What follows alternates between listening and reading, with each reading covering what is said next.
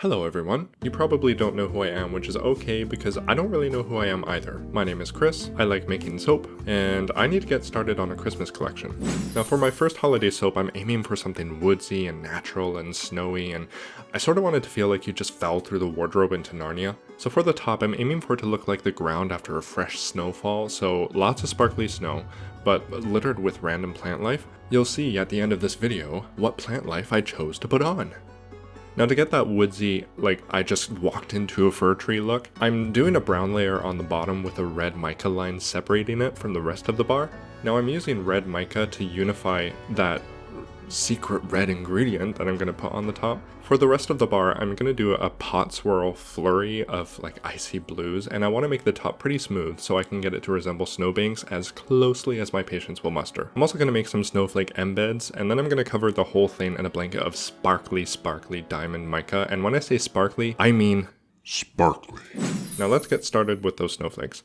I've got some clear no sweat melt and pour from Voyager Soap and Candle, which is the nearest hobby retailer in the greater Vancouver area if you're doing stuff like this. This particular block was stubborn, plunk, but my motto is if you shake something hard enough, it'll do what you want. I'm going to throw these little soap chunks into the microwave just until melted. I've got some Poseidon Blue Mica from Voyager, which gives a really nice watery blue when it's diluted, as you'll see later on.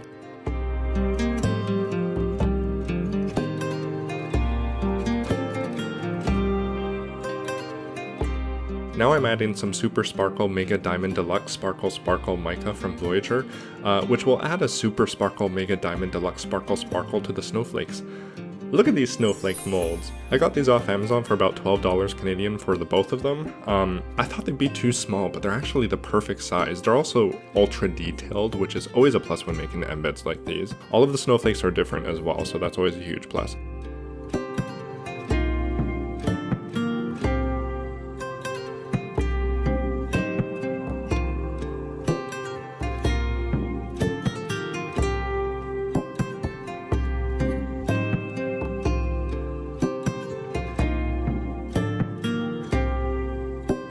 Now these snowflakes came out pretty easy, and soon there was a mini snow day on my kitchen table. The color is perfect, and I can't believe that detail. My DSLR camera can't even pick up this much detail, but here they are.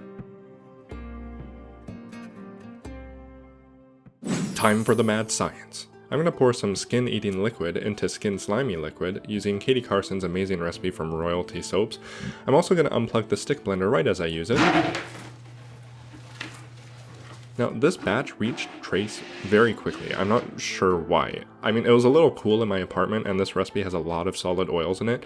I regret taking it so far, as you'll see in a minute. So for this particular soap, I'm throwing in some evergreen fragrance oil. If you ever wanted to know what it smelled like if a tree sneezed on you, this is it. It's so piney, furry, and evergreeny, and it's the perfect winter fragrance for when I'm looking for something woodsy. It's divine. It also accelerates trace a bit, so I'm going to separate and color my batter first before adding the fragrance, cause I'm scared. So for the brown bottom layer, my first mistake was adding too much colorant.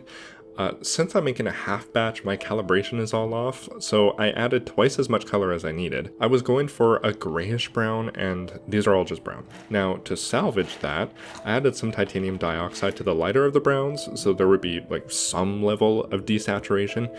And yeah, it looks fine here, but wait until the end of the video when I cut these bars.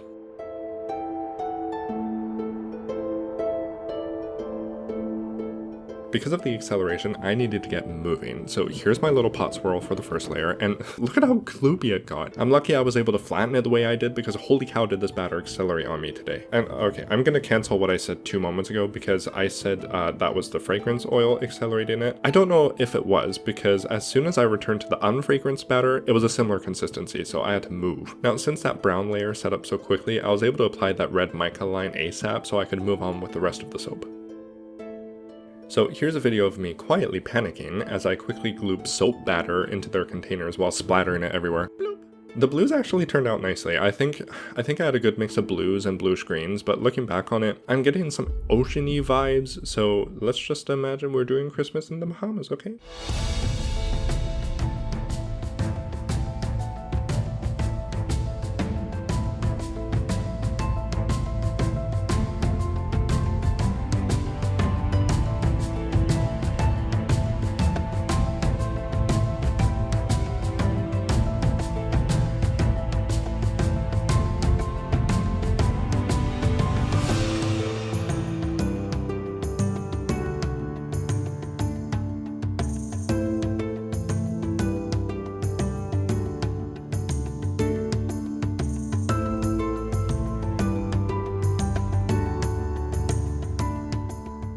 Now that I've got them all in the same pot together, I'm going to pull my coveted pot shake technique. Now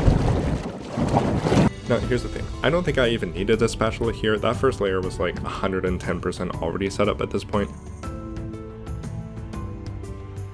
So like I made in my design earlier, I'm going to try and make the top look like snow mounds. And if you ever wanted to know what I look like, you can make out some of my pixels in this spoon. My gift to you. Now here's the star of the show again, Super Sparkle White Diamond Mica, and I think the name is a bit of an understatement. It should be called like Sparkles for Life or something, because as soon as it gets on you, you're never getting it off. It also does that thing where it goes everywhere except where I want it. 10% is on actual soap and the other 90% is still floating around in my bathroom 2 rooms away. These are just some craisins that I threw into the dehydrator to get them extra dry. I've also got some pine needles here. These are authentic artisan pine needles of the finest quality that I plucked from a tree at my work. Normally people wouldn't want needles on their soap, but again, I'm all for the aesthetic. Now, la pièce de résistance. The snowflake embeds that fell from the sky and landed gracefully on top of the soap. It's actually really tricky to place these when your gloves turn your fingers into sausages, so a few of these are probably going to be chopped by the soap chopper, we'll see. Now the final dusting of Eternity Sparkle. This pulls it all together, seriously. I was looking at it before like, but this last dusting really saved the day. I love it. I wish all my problems were solved with a gentle dusting of mica. Last touch is to add some of that Arctic Sparkle glitter from the Good Glitter, and the soap is ready to sleep and saponify.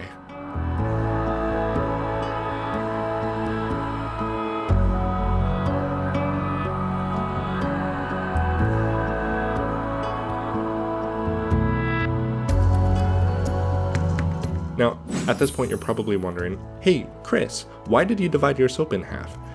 And my answer is one of these loaves makes 16 bars and I don't have 16 friends, so dividing the batter in half vastly improves my chances of selling them all. Even after 24 hours, the soap was a little sticky, but it wasn't too much of a problem. What is a problem is how intoxicating this fragrance is.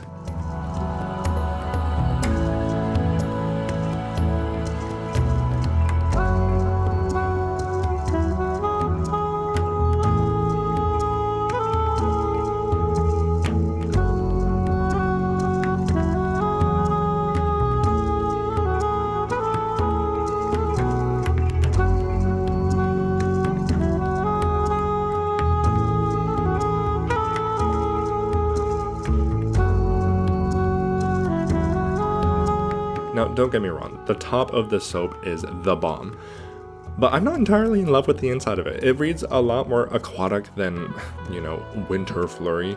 The red mica just sort of blends into the brown, and that one brown is like 13 shades too light, but here's the thing. I spent 2 hours on it, so I'm gonna force myself to like it. Now, let's get to those product shots.